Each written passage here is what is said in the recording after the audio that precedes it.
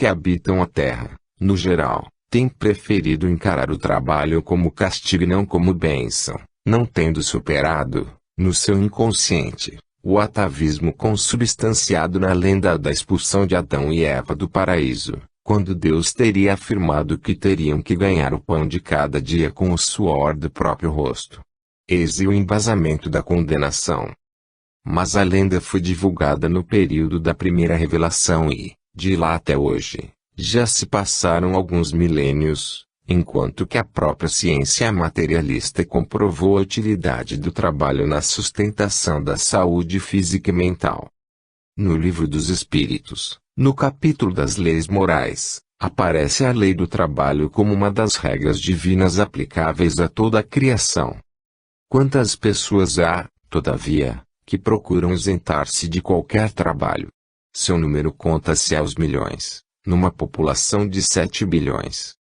E quanto ao trabalho na vinha, ou seja, o serviço idealista, aquele que se adequa às leis de Deus. Cada um de nós pretende o que no exercício do próprio trabalho e o que quer receber do Pai em virtude desse trabalho. Há pessoas que se sentem felizes em contribuir com o progresso da humanidade e há outras que pensam muito mais nos benefícios próprios do que no destino dos seus semelhantes. Dentre essas primeiras há aqueles cujo nome a história registrou e há uma quantidade muito grande de idealistas anônimos, que ficaram conhecidos apenas dos seus beneficiários, quer em megalópolis quer em lugarejos perdidos no imenso hinterland de todos os países da Terra. Os verdadeiros idealistas não se preocupam em ter seu nome gravado nos registros terrenos, pois sua alegria interior representa a própria recompensa que julgam suficiente para continuarem fazendo bem. Feliz de quem já usufruir dessa alegria, pois é a mais intensa de todas que se possa imaginar. Os beneficiários podem continuar insatisfeitos, revoltados, questionadores, mas os benfeitores por índole e por evolução estarão sempre à procura do que fazer em benefício da humanidade e de toda a criação, indistintamente. São os trabalhadores de todas as horas, não importando se chegaram no início da manhã ou no final da tarde, querem usufruir da felicidade de trabalhar na vinha, pois estar na presença do Senhor lhes é suficiente como incentivo e merecer sua aprovação é o quanto lhes basta. Sejamos do número desses obreiros, porque tudo recebem do Senhor da vinha em termos de recompensa interior. 55. Mensagem a quem se sente sozinho. Através das religiões tradicionais fomos condicionados a não confiar no amor infinito do Pai, por entender que somos pecadores e, no fundo, não merecedores de estar em contato com sua pureza absoluta. Até a forma como nos foi ensinado a nos dirigirmos a Ele, através da expressão vós, alguns orando até genuflexos ao invés de estarmos em posição corporal normal, tem contribuído para prejudicar a intimidade que deve haver entre nós e o Pai. Por essas ideias equivocadas, além do próprio orgulho pessoal, que os instintos primitivos nos inspiram, costumamos envergonharmos-nos de nos entregarmos ao Pai de corpo e a alma e falarmos com Ele como seus filhos infinitamente amados. Dessa forma, muita gente sente-se desamparada e, por falta, muitas vezes, de humildade em procurar grupos de trabalho e estudo religiosos, fica acreditando que está sozinha no mundo. Na verdade, o Pai está dentro de nós, somente esperando que nos proponhamos a querer estar com Ele, enquanto que há muitos grupos fraternais de pessoas idealistas e cultoras do bem que aguardam novos adeptos, para somar esforços em prol do bem da humanidade. O espírito Joana de Ângeles costuma afirmar que somente se sente solitário quem não é solidário. A solidão costuma ser uma opção de vida daqueles que pensam demais em si próprios e não querem se integrar em grupos dedicados à solidariedade. A solidariedade preenche o aparente vazio da nossa própria vida e da vida das demais pessoas. Estando em contato permanente com Deus, dentro de nós e fora de nós, no primeiro caso pensando sempre nele e no segundo caso nas pessoas com quem convivemos, passamos a nos repletar de felicidade. Ser feliz é dar e receber afeto, acima dos bens materiais, do prestígio social e outras benesses simplesmente perecíveis e passageiras. Ninguém deve se sentir abandonado, mesmo que tenha sido rejeitado por familiares exigentes, por amigos elitistas e pelas pessoas que valorizam acima de tudo seus próprios interesses egoísticos.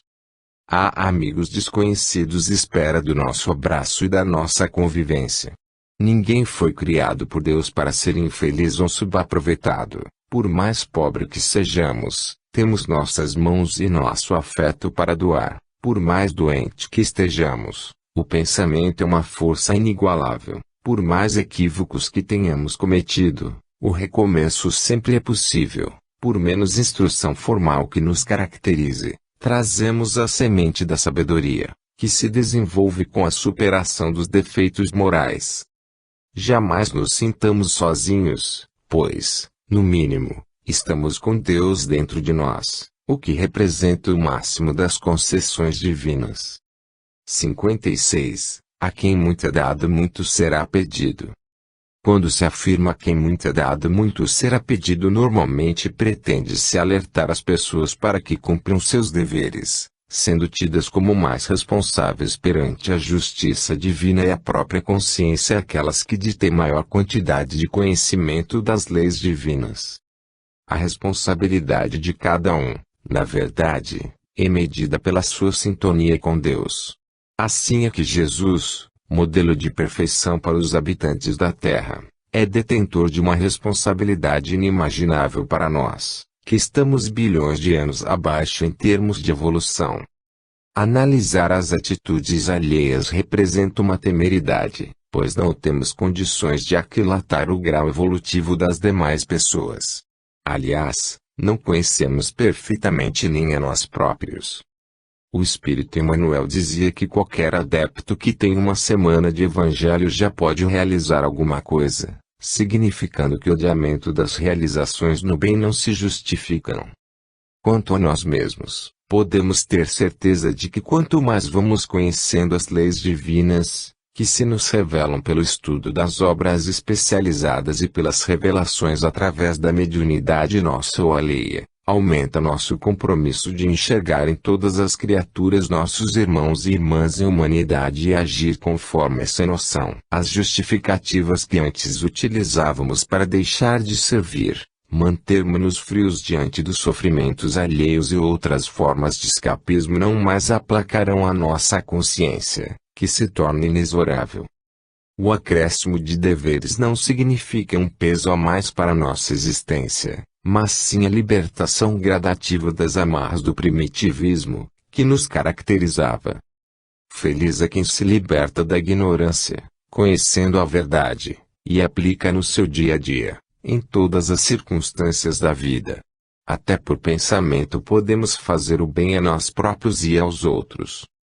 Quem pretende repousar, ficar livre de provas e testes estará sempre entediado, aborrecido, frente às revelações mais avançadas, mas quem se sente feliz em mais conhecer para melhor servir estará ficando, pelo pensamento, cada vez mais próximo de Deus.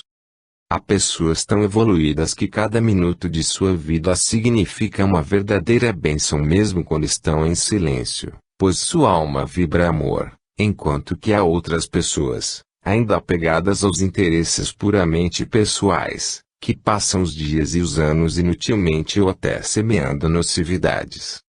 O tempo pode ser contado com boa ou com má vontade. No primeiro caso é uma preciosidade para quem pensa, sente e age no bem e um verdadeiro pântano perigoso para aqueles que sintonizam no mal.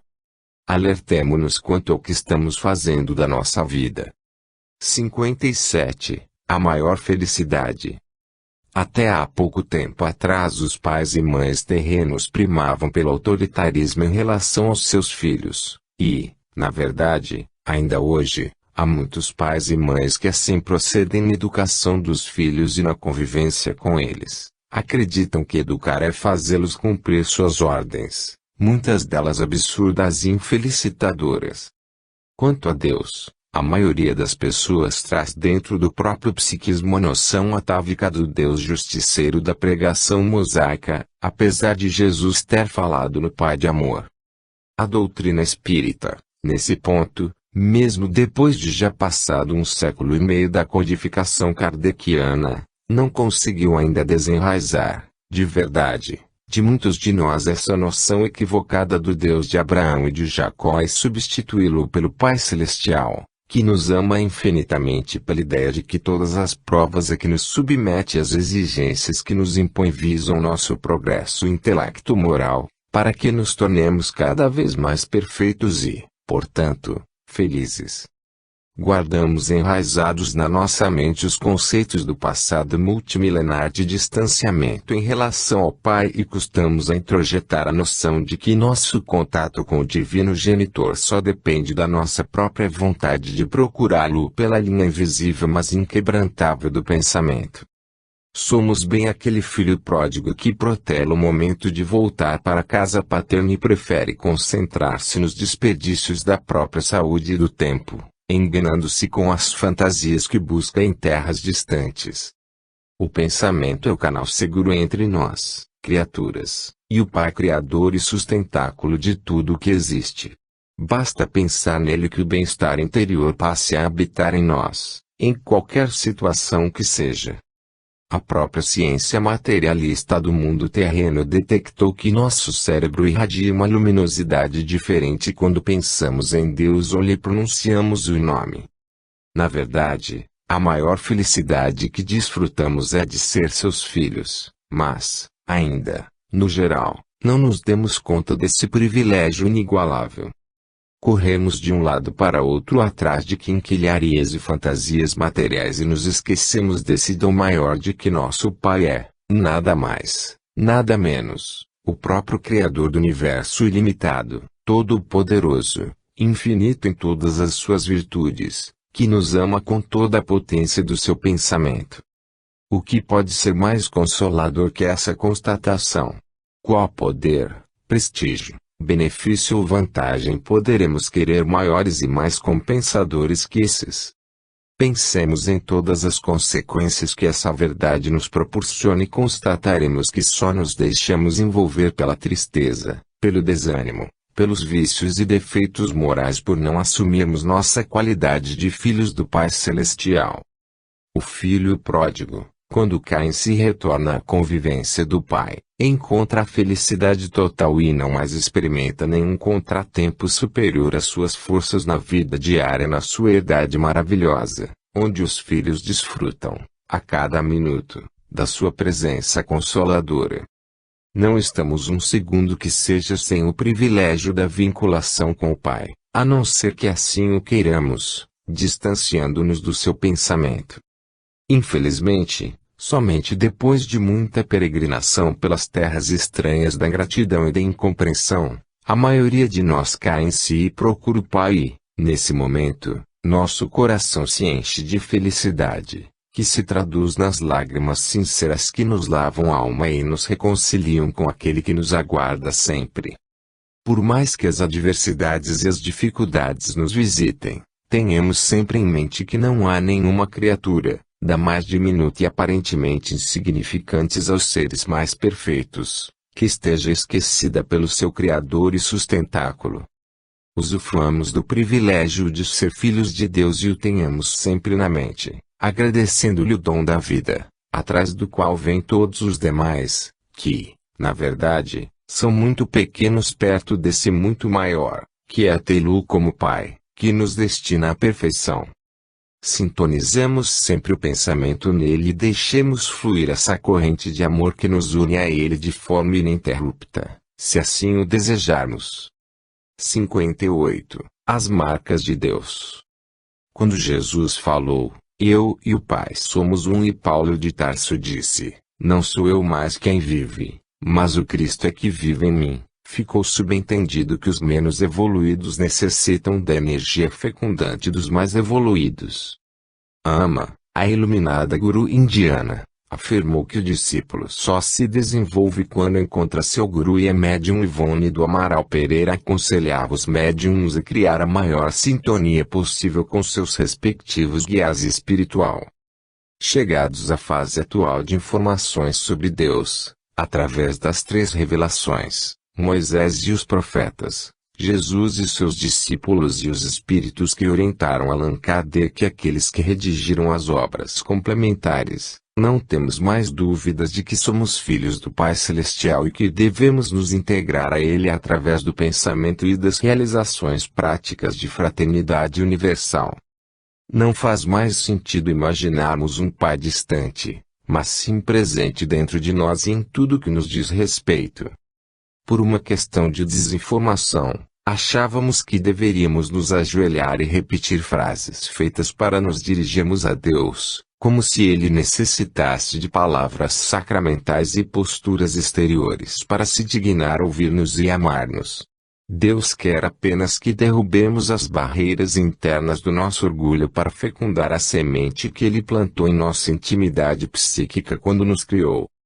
Essa minúscula partícula traz dentro de si todas as potencialidades que nos levarão à perfeição relativa. Por ignorância e engessados pelos instintos primitivos, lutamos contra Deus dentro da nossa intimidade, recusando-nos, primeiro, a reconhecer nossa filiação e, segundo, declará-la de público, como significando o sinal de fraqueza, que somente os pusilânimes e os doentes devessem proclamar. Tanto é verdade que, quando Jesus esteve encarnado na Terra, a maioria dos que se deixaram fecundar pelo seu divino amor foram os desvalidos da sorte e os desprezados, que não se envergonhavam de reconhecer suas fragilidades e necessidades, enquanto que os potentados e os poderosos do dia temiam demonstrar qualquer simpatia pela proposta cristã de fraternidade universal. Paulo de Tarso afirmou-se portador das marcas do Cristo, ou seja, ter se submetido espontaneamente ao comando psíquico do Divino Mestre, tanto quanto o pastor celestial reconhecia sua subordinação ao Pai.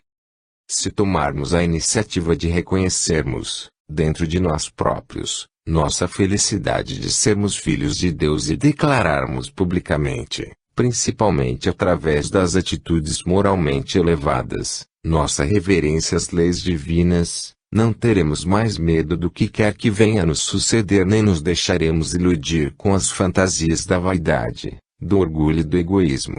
Então, teremos fixado em nós as marcas de Deus, mesmo que sejam minúsculos sinais, se comparados com a impregnação de Deus em todas as moléculas da individualidade do Cristo.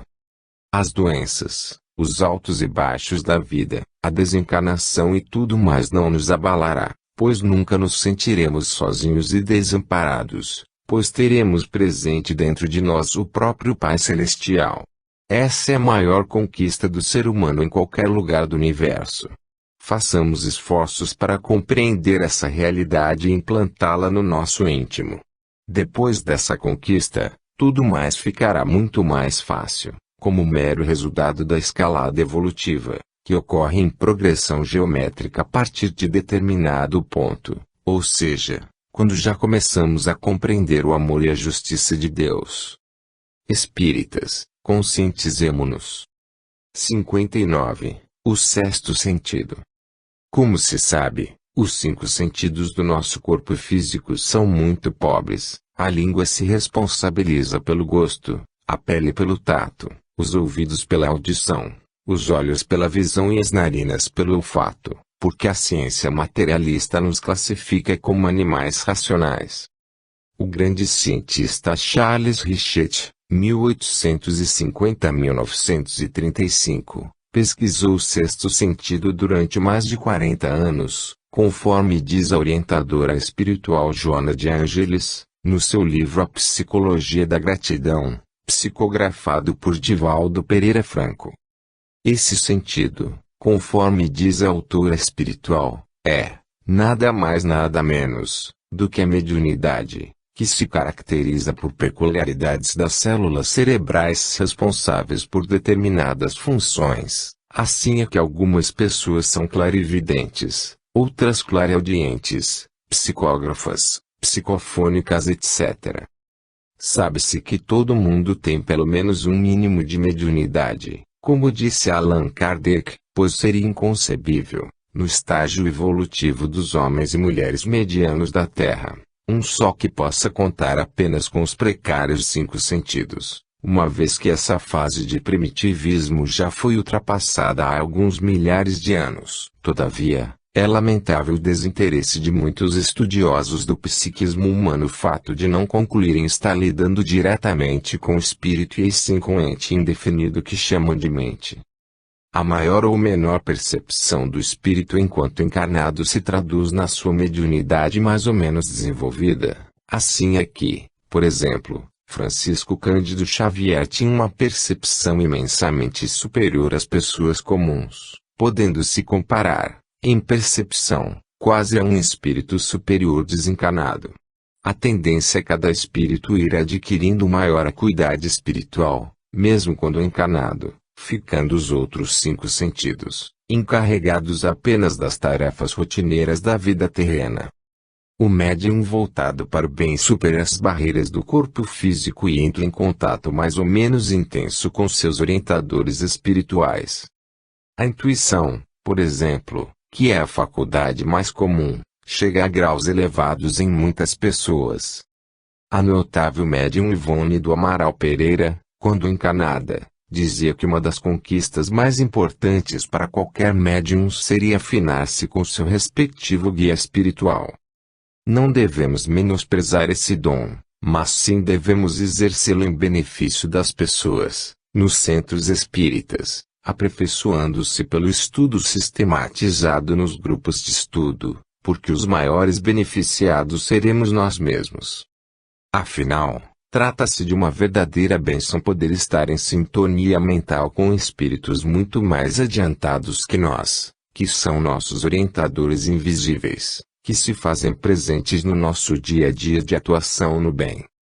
Feliz de quem sabe dar valor a esse contato, porque, nessa convivência, até os problemas terrenos passam a ser entendidos como devem sê-los, verdadeiros cursos de aperfeiçoamento intelecto-moral e não uma cruz que deva ser arrastada com lágrimas e lamentações. Quem pode ser útil através da mediunidade traz dentro de si uma ferramenta valiosíssima, que é a força mental, a qual pode produzir verdadeiros milagres. Aí é que está a maior potencialidade do espírito. Quando Jesus falou, vós sois deuses.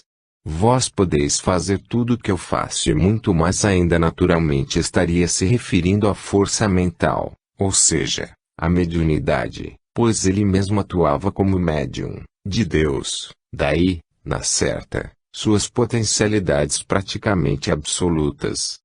As pessoas em geral devem estudar essas questões, não se contentando com informações superficiais, começando pela codificação kardeciana e seguindo adiante, para que se transformem em verdadeiros homens e mulheres conscientes da sua própria essência espiritual e não aceitando o qualificativo de animais racionais, o que nos rebaixa. 60. A sintonia mental. Quer tendo a certeza de que somos espíritos imortais, quer acreditando que a mente morre com o corpo físico, a tendência dos cientistas que estudam o pensamento é reconhecer o estado mental como elemento importante para a saúde física e psíquica ou o contrário. Sabendo, como sabemos, que os pensamentos são emissões energéticas de alta potência, que cruzam o universo e sintonizam com as de igual frequência, concluímos que nos sustentamos dentro de determinado nível de equilíbrio ou desequilíbrio junto com todos os seres que se nos assemelham. A proximidade física, assim, nada tem a ver com a sintonia mental, pois que essa comunicação, que é a que realmente nos sustenta, é invisível e cobre distâncias inimagináveis. Analisar o tipo de emissão que lançamos e assimilamos é de capital importância para verificar quem realmente somos. O ditado "diga-me com quem você anda que lhe direi quem você é" pode ser substituído pelos seguintes: diga-me o que você pensa que lhe direi quem você é, ou diga-me o que você pensa que lhe direi com quem você está sintonizado. Sentir-se interiormente bem ou mal é uma questão de sintonia. A felicidade real e a paz interior ou, ao contrário, a infelicidade interna e intranquilidade são reflexos da sintonia mental que mantemos com seres encarnados e desencarnados que vivem, respectivamente, em função do bem ou do mal. A ciência vai cada vez mais avançando no rumo das descobertas relacionadas com energia e essas descobertas se aplicam à energia mental, evidentemente. Não devemos fazer como alguns religiosos sistemáticos, que renegam a ciência. Ela é útil para a fé raciocinada, adotada pela doutrina espírita. No universo existem apenas Deus e sua criação, estando esta última dividida, segundo o Espiritismo, apenas para fins didáticos, em matéria, fluido cósmico universal e espírito. Mas esses três elementos são apenas uma sequência na gradação evolutiva, pois a primeira evolui para o segundo e este para o terceiro. Todos esses elementos emitem energia, sendo que a energia emitida pelo terceiro chama-se pensamento. A interação entre todos os elementos da criação se faz a nível de emissão e recepção de energia, pois que, na verdade, tudo é energia, apenas que diferenciada pela frequência. Ou seja, pelo nível de evolução alcançada. Vigiar e orar foram as expressões que Jesus utilizou, por falta de melhores expressões, para nos aconselhar a autoanálise e a procura da autorreforma moral. Não devemos simplesmente deixar o barco correr, vivendo sem reflexão e sem metas definidas de autoaperfeiçoamento intelecto-moral. Em caso contrário, estaremos sintonizados com os ociosos e os irresponsáveis, que pululam em todos os pontos do universo. Para mudarmos para uma frequência mental, diga-se intelecto-moral, superior, deve haver um esforço inicial e a continuidade no exercício da sintonia mais elevada, até que se torne espontânea e não mais exija nenhuma atenção. A evolução do espírito se processa dessa forma, mudando de frequência os seus pensamentos, que repercutem nos sentimentos e atitudes. Evoluir proporciona felicidade e paz, mesmo que o mundo esteja em convulsão e as demais pessoas vivam em descontrole. 61. A reforma moral no mundo de regeneração. Cada divulgador da doutrina espírita se encarrega de levá-la ao conhecimento dos adeptos sob um ângulo diferente, numa complementaridade que não é casual, mas sim atende à programação dos espíritos superiores. Caracteriza-se como notável trabalho divulgador do espírito Joana de Ângeles, encarregada, pelo que se depreende, de implantar no mundo terreno a psicologia espírita, com conotações religiosas e científicas, o que representa uma verdadeira mutação, pois que traz à consideração a realidade do espírito, em lugar da mente expressões outras, que apresentam-se superficiais, fazendo, naturalmente, com que a cura dos pacientes ocorra em número reduzido. Fazendo uma comparação, não basta acrescentar mais dados ao nosso HD espiritual para que mude nossa vida para melhor, é necessário colocarmos em ação os comandos de limpeza de disco, desfragmentador de disco e antivírus, que representam a reforma interior. Para tanto, a autoanálise é imprescindível, consistindo em aprofundarmos as reflexões sobre nossos defeitos morais e virtudes, com sinceridade verdadeira.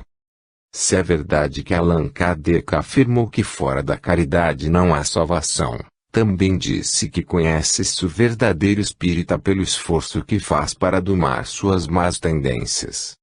A prática da caridade tem sido muito valorizada no meio espírita. Todavia, a reforma moral é preocupação de um número menor de adeptos, justamente por exigir um esforço muito maior e representar um processo doloroso, podendo se comparar ao tratamento de um tecido orgânico infeccionado. Nas camadas mais profundas do nosso psiquismo estão arquivados muitos pensamentos, sentimentos e ações negativos, que são elementos vivos, pulsantes. O simples fato de mudarmos nosso estilo de vida não elimina aqueles focos infecciosos, que devem ser tratados, de tal forma que o self absorva a sombra, como diz Joana de Ângeles, dentro da terminologia junguiana. Passando a Terra à categoria de mundo de regeneração, na certa, não será suficiente a prática da caridade, mas sim que cada espírito encarnado ou desencarnado ligado ao planeta tenha avançado bastante na própria reforma moral. Em caso contrário, volta e meia aqueles elementos infeccionados virão à tona, fazendo com que a criatura se apresente irreconhecível, negativa, perigosa, isso sem contar que a pressão desses elementos sobre os tecidos morais sádios é constante, e teria a criatura de realizar um esforço hercúleo para manter o perfil do homem novo enquanto não se realiza esse trabalho de cura moral. É preciso divulgarem-se, no meio espírita, as obras joaninas e outras assemelhadas, a fim de que invista-se na reforma moral ao invés de simplesmente realizarem-se obras beneméritas no mundo exterior. O interior do ser humano representa seu principal campo de trabalho, sendo que as realizações no mundo exterior muitas vezes não correspondem ao que trazemos no interior.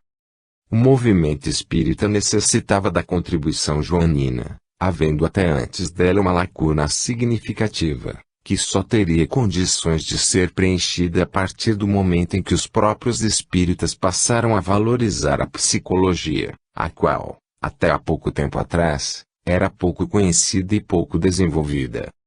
Na verdade, a psicologia era uma ciência mais importante que a própria medicina, pois entra a portas adentro do espírito, enquanto que a medicina cuida apenas do corpo material. É necessário a nós, espíritas, realizarmos o estudo sistematizado da série psicológica da referida mentora espiritual nos grupos de estudo dos centros espíritas tanto quanto estudamos Allan Kardec, Emmanuel e André Luiz. Sem esse conhecimento estaremos desequipados para a era nova, que já está em curso. Evoluir é o resultado de uma decisão individual, mas somente é possível se colocarmos nossos irmãos e irmãs em humanidade dentro das nossas propostas, que se traduzem no amor universal. 62. Desenvolvendo a fé em Deus. Cada alma renasce no corpo com as aquisições intelecto-morais que trouxe das vivências passadas e aqueles que se encarregam de sua educação devem procurar perceber quais suas virtudes e seus defeitos morais a fim de melhor orientá-los. Sem essa percepção, muitas vezes o pupilo poderá surpreender seus pais ou orientadores com atitudes graves e comprometedoras do seu futuro. Divaldo Pereira Franco, como se sabe, tem mais de 5 centenas de filhos adotivos, crianças enjeitadas pelos parentes biológicos, dedicando-se a elas, junto com seu irmão espiritual Nilson de Souza Pereira e algumas tias, todos eles que se transformaram em seus pais e mães de verdade. Conta o ilustre médium baiano, em uma de suas palestras, que um de seus filhos tinha uma propensão muito forte para matar, o que ele só conseguiu superar por absoluta fé do filho no amor do pai extremoso. É importante cada um ter fé em algum ideal ou em alguém para superar seus defeitos morais e evoluir espiritualmente. Veja-se o quanto Jesus significou na vida de Maria de Magdala, Paulo de Tarso e Zaqueu, que superaram suas dúvidas por amor ao Divino Mestre, talvez mais do que pela sua fé em Deus. Apesar de serem espíritos de escola, ainda precisavam enquanto encarnados, porque aqui a visão espiritual fica reduzida de um referencial humano para conseguirem ter mais certeza da justiça e do amor de Deus. O Pai Celestial colocou dentro de cada criatura a semente da fé, que tende a desenvolver-se até fazer que tenhamos, um dia, condições de estar em contato consciente com Ele, tal como acontece com Jesus e outros espíritos puros. Jesus se submeteu aos maiores sacrifícios pela humanidade terrestre para provar-nos seu amor ilimitado, o que funciona como impulsionador do progresso humano, porque cada discípulo, copiando a exemplificação do Divino Mestre, vai querer dar o melhor de si para receber sua aprovação. Assim devemos fazer com relação aos nossos filhos e pupilos, que necessitam ter fé na nossa integridade moral e no nosso amor. principalmente pela exemplificação, mais do que pelas palavras, termos chances de levá-los à autossuperação.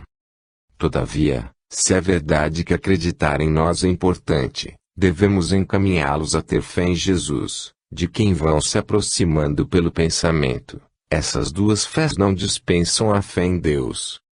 Nossa inteligência limitada não consegue compreender todas as qualidades de Deus, pois o finito que somos não está à altura de entender, por enquanto, o infinito, mas, pelo estudo sistematizado da doutrina espírita e pela razão, que deve ser exercitada, podemos ir aumentando nossa fé, o que muito nos beneficiará. Não há nada mais consolador do que saber que temos um Pai justo e amoroso, que nos criou para a felicidade de estar com Ele, através da sintonia espiritual, que se aguça pela oração e a meditação. Essa certeza nos induz ao aperfeiçoamento intelecto-moral e ao trabalho de ajuda na autoiluminação dos nossos irmãos em humanidade. Todas as maneiras possíveis de difusão da fé devem ser utilizadas, umas que se somarão às outras, em benefício da certeza no íntimo de cada criatura. Quem sabe estar sempre amparado por Deus, como Jesus esteve e está, alcança a paz interior, que é a confiança absoluta na razão superior de tudo o que acontece na vida. Deus não é visível aos nossos olhos materiais nem à nossa percepção espiritual de espíritos ainda cheios de amarras, de atavismos dos instintos primitivos, mas, gradativamente vamos dilatando nossa percepção mental e sintonizando melhor com Ele. Ajudemos aqueles que estão abaixo de nós na escalada evolutiva. Fortaleçamos neles a fé em Deus e teremos realizado muito em favor da elevação da Terra a mundo de regeneração. 63. Ninguém me moleste mais porque eu já tenho as marcas do Cristo. Tanto quanto Jesus disse, eu e meu Pai somos um, Paulo, depois de muito realizar dentro e fora de si, afirmou, não sou mais eu que vivo, mas o Cristo é que vive em mim. A cadeia que liga a cada criatura da terra a Deus passa por Jesus, nosso caminho necessário, abaixo do qual se encontram seus emissários, como Paulo e outros luminosos orientadores, chegando, na trajetória descendente, aos nossos guias e amigos espirituais, e, por fim, nós, os trabalhadores da última hora, encontrados pelo Senhor da Vinha quase no momento do encerramento da jornada de trabalho. Paulo carregou, por algum tempo, na própria intimidade consciencial, o estigma da perseguição à doutrina do Divino Mestre, o que lhe deu força interior para suportar os sacrifícios e sofrimentos mais rudes com paciência e conformação. Todavia, em determinado ponto da sua trajetória excruciante, mereceu ouvir a voz que lhe outorgava carta de alforria para não pagar mais pelo início equivocado. Então, o apóstolo dos gentios alertou a todos, ninguém me moleste mais, pois eu já trago as marcas do Cristo. As marcas do Cristo não significam as cicatrizes e deformações que lhe impuseram ao corpo já quebrado, mas sim a vivência, que alcançara, do amor universal. Não diferenciava mais as pessoas, considerando-as todas como irmãos e irmãs em humanidade. Esculpira, pelo esforço persistente, no próprio íntimo a tolerância, a paciência, a humildade, a simplicidade e o desapego. Ninguém conseguiria desviá-lo da rota luminosa, pois já se impregnara de amor suficiente para resistir a qualquer sugestão do mal, o qual já não habitava mais seu interior. Estava iluminado por dentro e nada temia de fora. Quantos homens e mulheres puderam afirmar, dentro da própria consciência, que nada mais os molestaria, porque ela já não lhes cobrava nenhuma reparação? Caminhemos todos para essa vitória sobre o mal que ainda existe em nós e cada um ouvirá a voz por conta do seu próprio merecimento. Ninguém pode substituir-se a outrem na conquista da autossuperação. A estrada é individual, sendo, na verdade, uma trilha referta de altos e baixos, espinhos e flores, e cada um passa pelas tempestades e bonanças, mas, olhada de cima, é visível tratar-se de um aclive suave, mas permanente, é o caminho da evolução. O ideal que procuramos, uns conscientemente e outros ainda sem rumo definido, é essa aquitação, que nos promoverá ao céu interior, tal qual Bezerra de Menezes, que vive na terra o paraíso íntimo que conquistou pela dedicação ao bem de todos. Ninguém consegue molestar aqueles que já alcançaram a paz interior, eles tudo compreendem e tudo perdoam. Nada abala aqueles que superaram seus defeitos morais e adquiriram as virtudes que Jesus vivenciou em grau máximo na terra. 64. Amai-vos unes aos outros como eu vos amei. Afirmam os orientadores espirituais que há uma diferença muito grande entre o mandamento do amar ao próximo como a si mesmo, padrão da primeira revelação, e este outro, que Jesus enunciou: amai-vos uns aos outros como eu vos amei. Se, no primeiro caso, devemos tomar como referência nós próprios, espíritos imperfeitos, recém-ingressados na fase das reflexões éticas e há menos tempo ainda seguidores de Jesus, no segundo, esse espírito puro é que passa a representar o paradigma a ser seguido. O amor de Jesus tem as dimensões da fraternidade cósmica, sentimento que, por enquanto, não temos ainda condições de avaliar. Sua responsabilidade pela evolução de todos os seres que habitam o planeta Terra, como seu divino governador, é inconcebível para nossa inteligência limitada, pois, no máximo, atualmente nos encarregamos do destino de reduzido número de pessoas. Todavia, passando a Terra para a categoria de mundo de regeneração, a ética receberá um salto qualitativo correspondente ao que ocorreu quando da sua mudança de mundo primitivo para mundo de provas e expiações. A responsabilidade mais ampla, que a consciência nos cobrará, já começa a vigorar a partir deste momento, em nosso próprio benefício, pois já nos tornamos dignos dessa promoção. Se, até há pouco tempo atrás, tínhamos o dever de amar a todos como amamos a nós próprios, o que nos levava a refletir se estávamos ou não sendo justos e bons para com todos. Agora temos de ultrapassar esses limites e aperfeiçoar nossas reflexões. Amar como Jesus amou, ou melhor, ama, pois que atua cada segundo na vida da globalidade do planeta, como também na de cada ser em particular, pode parecer meta irreal. Todavia representa o modelo que está ao alcance dos nossos olhos e da nossa mente, o que, gradativamente nos levará à perfeição relativa. Quando Jesus disse, sede perfeitos, como vosso Pai, que está nos céus, é perfeito, estava nos aconselhando a firmar nossos objetivos em pontos cada vez mais altos da escalada evolutiva. Se é verdade que evoluímos lentamente, também é certo que a eternidade é o nosso referencial de tempo. Cada dia é o símbolo da eternidade em escala diminuta, pois que entre o nascer e o pôr do sol há uma quantidade enorme de segundos e minutos. Em um único dia podemos concretizar, mesmo que apenas dentro do nosso mundo interior, significativas conquistas evolutivas. O amor representa a síntese da evolução, a exteriorização da luz interior de cada espírito. Comecemos por conhecer a vida e as lições de Jesus, para, aos poucos, ir assimilando sua forma de amar. Amemos não apenas os seres humanos, mas tudo o que existe, numa visão holística do mundo e do próprio universo.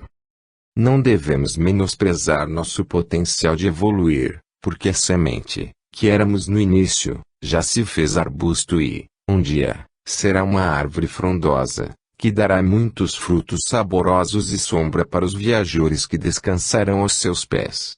Jesus, nosso modelo perfeito, fecunda, com sua luz e seu amor, as mentes que procuram sintonizar com ele através das intenções puras e verdadeiras do amor universal. Sigamos em frente, dia após dia, vivendo essa epopeia maravilhosa. 65. A interação entre os seres. Quando encarnamos, assumimos a responsabilidade pela evolução dos bilhões de espíritos encarnados nas células que compõem o nosso corpo físico. Para quem estudou o livro Evolução em Dois Mundos, do espírito André Luiz, psicografado por Francisco Cândido Xavier, Essa afirmativa não tem nada de surrealista. Essa assertiva é mais uma prova da absoluta interdependência entre os seres, sejam eles de que nível evolutivo forem.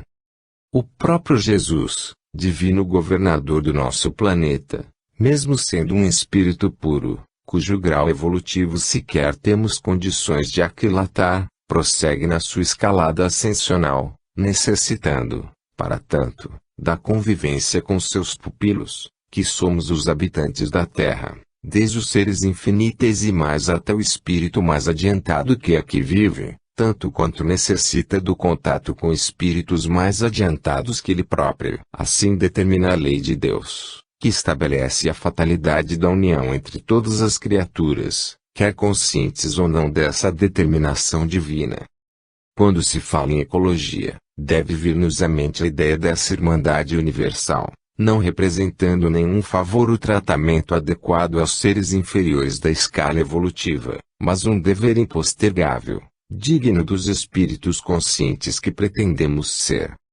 Quando se trata de justiça social, baseada no ideário da liberdade, igualdade e fraternidade, também não se pode pensar em favor, mas em simples regra de bom senso, resultado da reflexão sobre o que já conhecemos das leis divinas. Não há como agirmos de forma diferente daquela que nos impele a consideração a todos os seres animados e inanimados.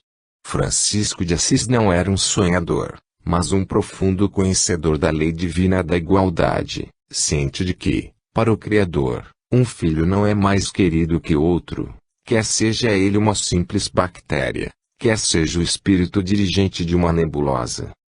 A visão do mundo e do próprio universo, então, muda, e passamos a encarar tudo e todos como irmãos de verdade, sem nenhuma discriminação, preconceito, desprezo ou soberba.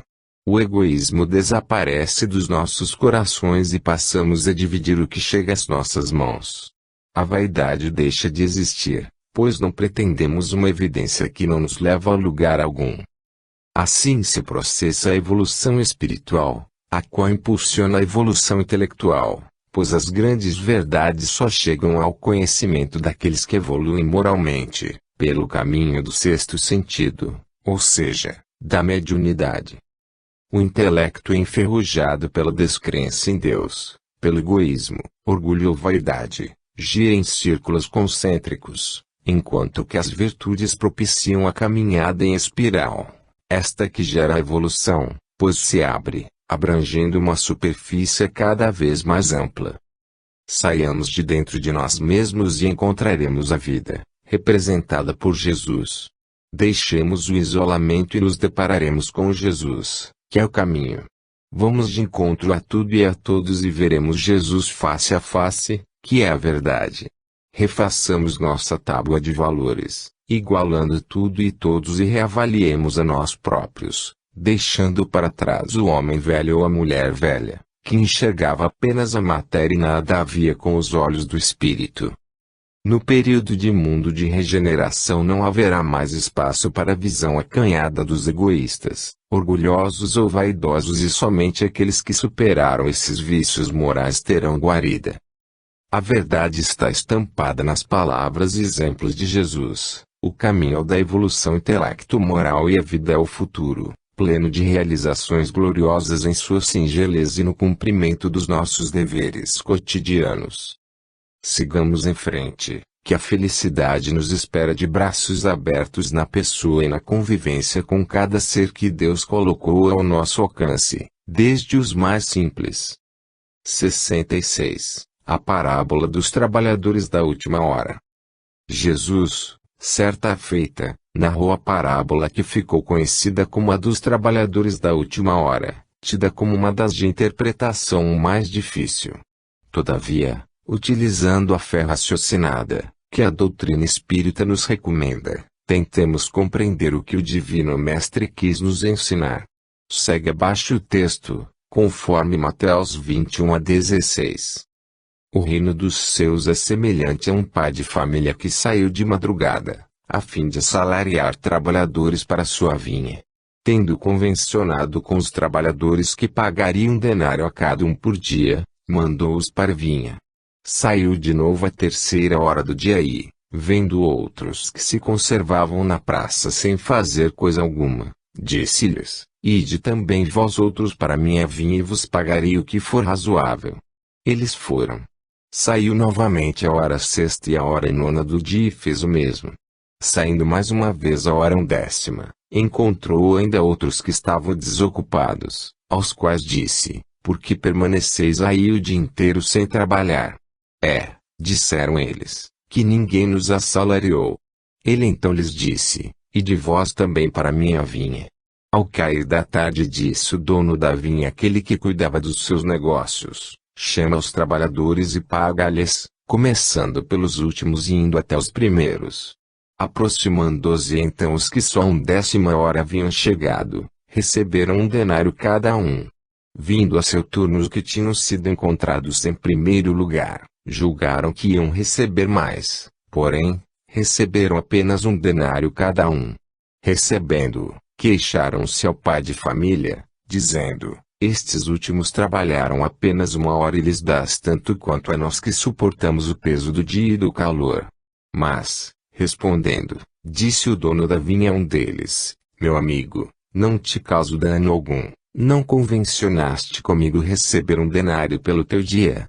Toma o que te pertence e vai-te. Apraz-me a mim dar a este último tanto quanto a ti. Não me é então lícito fazer o que quero? Tens mau olho, porque sou bom. Assim, os últimos serão os primeiros e os primeiros serão os últimos, porque muitos são os chamados e poucos os escolhidos. Jesus afirmou, em outra ocasião: O reino dos céus está dentro de vós, o que podemos interpretar da seguinte forma: a semente da evolução rumo à perfeição relativa foi plantada por Deus dentro da intimidade de cada ser, dependendo do seu próprio esforço a aquisição das virtudes, que possibilitam a maior ou menor intimidade com Ele. Assim é que Jesus, modelo de perfeição relativa para nós, habitantes da Terra, planeta do qual Ele é o sublime governador, pode dizer: Eu e o Pai somos um. Tamanha sua sintonia com Deus, não por privilégio imerecido, mas por ter sido, dos espíritos que encarnaram na Terra, o único que descreveu uma trajetória evolutiva isenta de erros de ordem moral. Quanto à comparação do reino dos céus com uma vinha, onde cada trabalhador seja convidado a servir, recebendo um salário, podemos entender que essa vinha seja o próprio espírito. Cabe a cada um trabalhar seu intelecto e sua moralidade.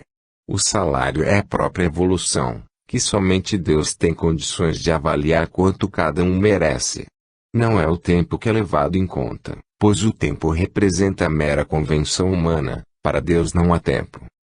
Os espíritos que se mostram descontentes com os critérios de remuneração, ou seja, as leis divinas, são rebeldes, egoístas, que ainda carecem de aperfeiçoamento nessa área, sendo, portanto, atrasados na escala evolutiva. Os espíritos evoluídos se sentem felizes em trabalhar na própria evolução, que se processa através da reforma moral, beneficiando indiretamente todos os demais seres da criação que lhes estão ao alcance. Os que adquiriram a humildade são os mais evoluídos, pois obedecem espontaneamente às leis divinas, dando Jesus o exemplo máximo dessa virtude durante toda a sua trajetória terrena, inclusive quando lavou os pés dos seus discípulos, mostrando-lhes a importância da humildade. Os orgulhosos, egoístas e vaidosos são os últimos na escala evolutiva, pois estão atrelados ao primitivismo ético-moral e, por isso, não podem ser designados para missões realmente relevantes para a evolução espiritual da humanidade. Todos são destinados à evolução intelecto-moral, mas muitos não se interessam principalmente quanto ao aspecto ético-moral, que exige sacrifícios e renúncia às coisas do mundo. A presente interpretação representa apenas o desejo de contribuir para a reflexão, à luz da doutrina espírita. 67. A parábola dos trabalhadores da última hora, continuação. Continuemos na reflexão sobre a parábola, retratada em Mateus 21 a 16. O reino dos céus é semelhante a um pai de família que saiu de madrugada, a fim de assalariar trabalhadores para sua vinha. Tendo convencionado com os trabalhadores que pagariam 1 denário a cada um por dia, mandou-os para a vinha. Saiu de novo à 3ª hora do dia e, vendo outros que se conservavam na praça sem fazer coisa alguma, disse-lhes: Ide também vós outros para minha vinha e vos pagarei o que for razoável. Eles foram. Saiu novamente à hora 6ª e à hora 9ª do dia e fez o mesmo. Saindo mais uma vez à hora 10ª, encontrou ainda outros que estavam desocupados, aos quais disse: Por que permaneceis aí o dia inteiro sem trabalhar? Disseram eles, que ninguém nos assalariou. Ele então lhes disse: Ide vós também para minha vinha. Ao cair da tarde, disse o dono da vinha àquele que cuidava dos seus negócios: Chama os trabalhadores e paga-lhes, começando pelos últimos e indo até os primeiros. Aproximando-se então os que só 1ª hora haviam chegado, receberam 1 denário cada um. Vindo a seu turno os que tinham sido encontrados em primeiro lugar, julgaram que iam receber mais, porém, receberam apenas 1 denário cada um. Recebendo-o, queixaram-se ao pai de família, dizendo: Estes últimos trabalharam apenas 1 hora e lhes dás tanto quanto a nós que suportamos o peso do dia e do calor. Mas, respondendo, disse o dono da vinha a um deles: Meu amigo, não te causo dano algum, não convencionaste comigo receber 1 denário pelo teu dia? Toma o que te pertence e vai-te, apraz-me a mim dar a este último tanto quanto a ti. Não me é então lícito fazer o que quero? Tens mau olho, porque sou bom. Assim, os últimos serão os primeiros e os primeiros serão os últimos, porque muitos são os chamados e poucos os escolhidos. Poderemos indagar, por exemplo, quanto ao prazo de duração, o contrato valeria por uma encarnação ou por um dia terreno.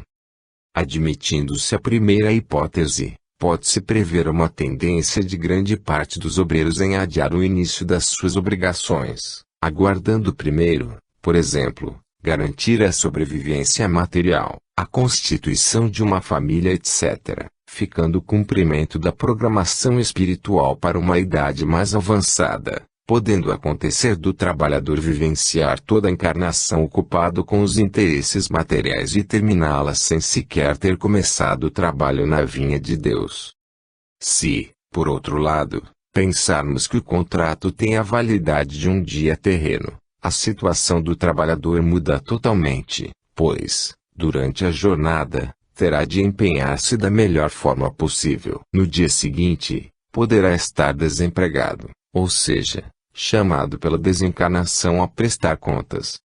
Realmente, cada dia apresenta uma série de obrigações para quem realmente quer trabalhar na vinha de Deus, quer sejam deveres que dão destaque no cenário terreno, quer sejam os pequenos afazeres, muitas vezes desprezados por quem ainda se acha dominado pelo orgulho, egoísmo ou vaidade.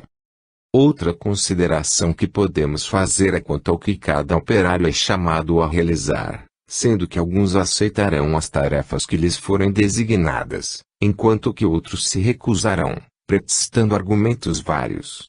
O bom trabalhador não recusará tarefa alguma, seu dia será pleno de realizações, mesmo que representado a soma de afazeres aparentemente inexpressivos. Alguns reclamarão das condições de trabalho, exigindo facilidades e privilégios, enquanto que outros ficarão satisfeitos de estar tendo a oportunidade de ganhar o pão de cada dia honradamente, e, mais, uns poucos estarão felizes de poderem ser úteis. Outros tantos, ao invés de realizarem as tarefas que lhes competem, estarão observando maliciosa ou rigorosamente o comportamento dos demais, com maus olhos, enquanto que os eticamente corretos cumprirão seus deveres sem atentar para as falhas ou acertos alheios. Outra reflexão que pode ser feita diz respeito ao proprietário da vinha ter despedido um dos empregados que reclamou da sua generosidade com que os trabalhadores da última hora foram tratados.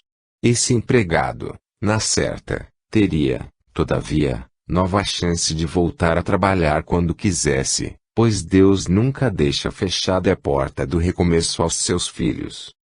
São grandes lições, que nunca envelhecem e apresentam uma densidade cuja maior percepção depende de quem as lê ter olhos de ver e ouvidos de ouvir.